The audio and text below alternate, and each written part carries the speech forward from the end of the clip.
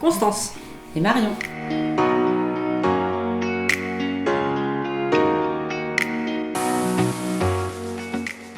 Et donc moi je suis œnologue, donc j'ai un diplôme national d'œnologue. Moi du coup j'ai fait un premier master à Toulouse en études de genre et après j'ai fait un deuxième master en développement aide humanitaire. Créer l'espace qu'on aurait voulu connaître nous, c'est un bar féministe, inclusif et accessible. De permettre à n'importe quelle personne de venir et de passer un super bon moment et picoler du bon vin ou de la bière. Ou des softs. Ou des softs aussi, oui, c'est possible.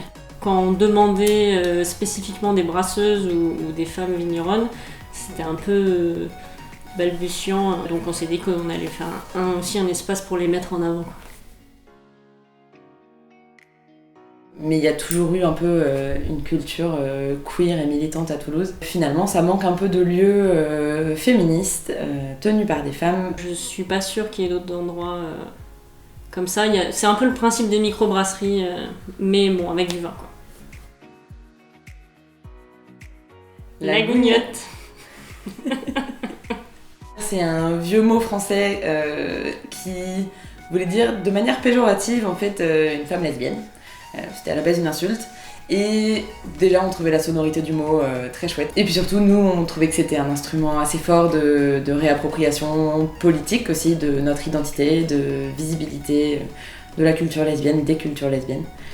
Et aussi parce que la plupart des gens ne savent pas vraiment ce que ça veut dire. Donc ça laisse place à pas mal d'imaginaire aussi. On veut simplement que ce soit un espace où toutes les personnes qui vont vouloir venir, quel que soit leur genre, leur orientation sexuelle, qu'elles soient valides ou non, en fait puissent se sentir à l'aise dans le bar et puis surtout passer un bon moment, se sentir chez elles. Voilà, pour nous c'est vraiment le but, c'est aussi de faire communauté, en fait, de pouvoir créer des espaces d'échange, de socialisation entre toutes ces personnes et voilà, essayer de créer un peu de partage, de bonheur. Malheureusement, c'est le nerf de la guerre. On est en pleine campagne de crowdfunding, de financement participatif, du coup, pour lever des fonds pour le bar, pour se donner un peu de légitimité auprès des banques, et puis aussi, mine de rien, pour nous, pour avoir un peu de soutien. On a déjà plein de gens qui sont motivés par le projet, qui sont mobilisés, qui seront là à l'ouverture aussi. Et il y a les liens de la campagne qui sont disponibles partout, on les repartage assez fréquemment. Donc le but c'est de trouver un local qui va être adapté à tous nos besoins, donc avec un espace bar et un espace cuverie.